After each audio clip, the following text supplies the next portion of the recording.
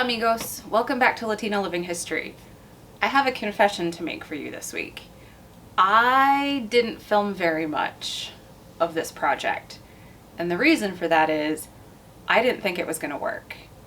I've been wanting to do medieval clothing since I was a wee baby costumer and wanted to look pretty at Ren Fair. I always thought it just looked so lovely and feminine and beautiful, and it was kind of on my bucket list, but I never thought that it would work for me. Part of that is because of imposter syndrome, as we all have, but a lot of it is because I'm plus sized, and it seemed like a lot of the images that I saw were of tall, beautiful, slim women in shapely, form-fitting garments, and I didn't think I could do that. And I also have some sensory things. I don't know if they're issues related to some sort of diagnosis that I don't have, or if it's just that I really hate some feelings.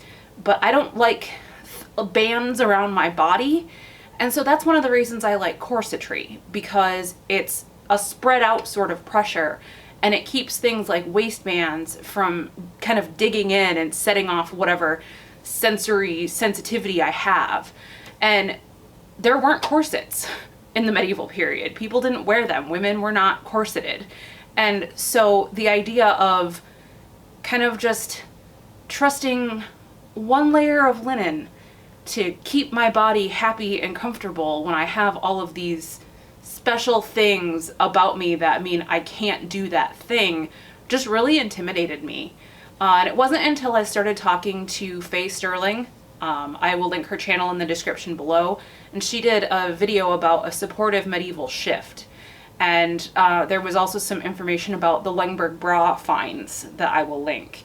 I started to think maybe I could try it, and I didn't think it was gonna work. I really didn't. I was like 99% certain that if I ever wanted to do something medieval-ish, or like in Lord of the Rings, they've got, you know, obviously tall, slim actresses wearing these gowns that just go shoulder to hem, and there's no waist seam, there's no, you know, boning or external support or anything like that. I thought I would have to sneak a corset under it, and I was prepared to do that, but it just didn't really sit right with me. So I followed Faye's instructions for a supportive medieval shift, and I gave it a couple of tries. The first one was okay, but not fantastic. It didn't really give me the right shape that you see in a lot of the art.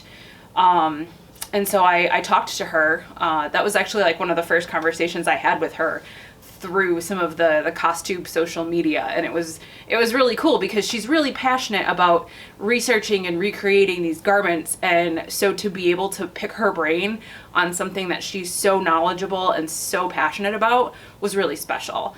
And that's how I arrived at this garment that I am wearing. This is my medieval support shift, and you guys, I love this thing.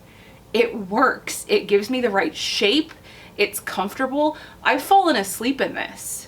I mean, granted, I've fallen asleep in corsets before too, because it's not a real reenactment until Katie's taken a nap, but that doesn't count, okay? Like, this was in my own home where I like to wear elastic pants and big t-shirts, and I want to be as comfortable as possible, and I fell asleep in this thing, and it was still comfortable when I woke up.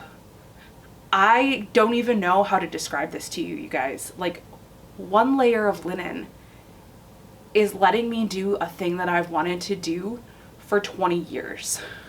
And I never thought that I would be able to do that.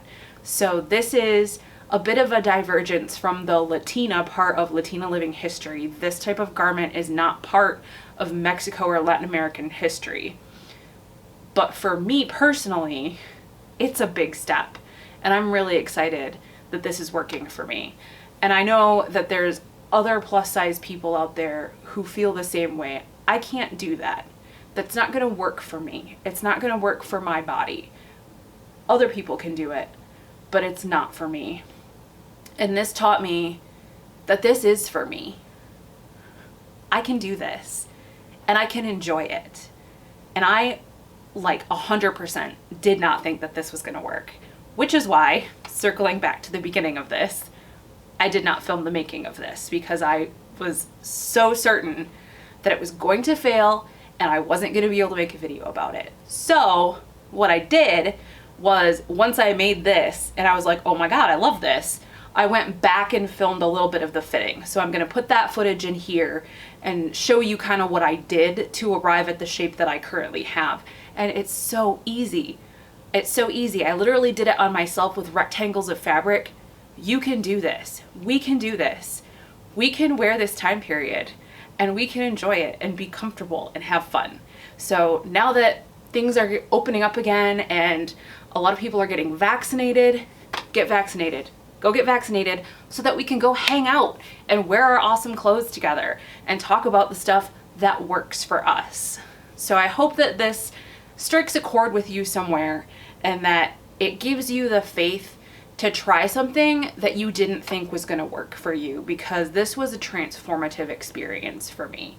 I don't really know how else to describe it, but like, I am so excited to explore more of this time period and more of clothing from the medieval period, because for so long, I didn't think I could. I thought that that was closed to me. And now this whole world has opened and I'm gonna do it. And I hope that you're gonna wanna do it with me. So this is what I started with, and it doesn't really offer the kind of lift or shape that I was looking for. It's not bad, but it's not great. So I talked to Faye a little bit about it, and I'm going to link her tutorial that she posted ages ago that kind of first tickled my fancy in the description.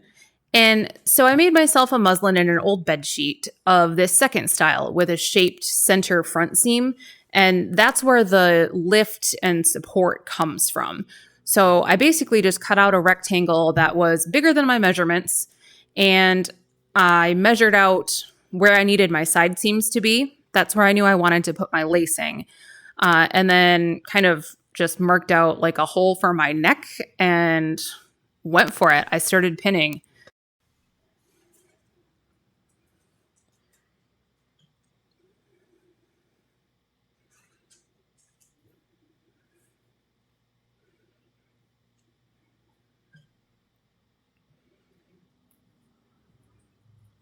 So after marking out my side seams, I pinned them together, and I will admit to stabbing myself several times in this process. But I put on my most supportive sports bra and laid down on my back so that I could use gravity to help me get as much lift as possible.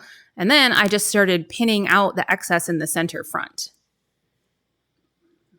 I did have to go little by little, so I would pin it and then go back and pin it a little tighter, and then go back and pin it a little tighter. So every time I was taking out a little more of the slack, and I knew that I was going to be able to make that up in the lacing at the side seams.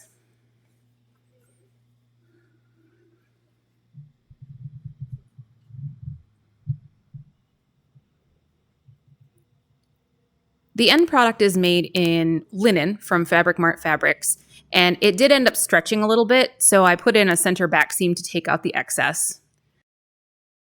I'm very proud of my eyelets. And this is what it looked like. The skirt is just a tube pleated to a waistband with slits at the sides. Add the very first shift I have ever made myself that fits, and a very quick St. Brigida cap, and we have the start of a medieval outfit. Here I am taking a little ramble in the wilderness that is my backyard, trying very hard not to fall down that hill. It's hard to look graceful when gravity is working against you guys.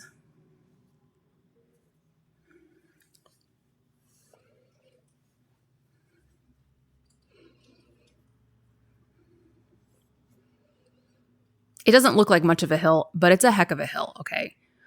Anyway, the skirt is very satisfyingly swishy, the bodice is comfortable, it feels like a hug, and overall, I'm really pleased.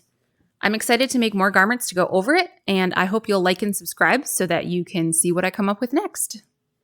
As always, thank you so much for watching. You can follow me at Latina Living History here on Facebook and on Instagram. Adios!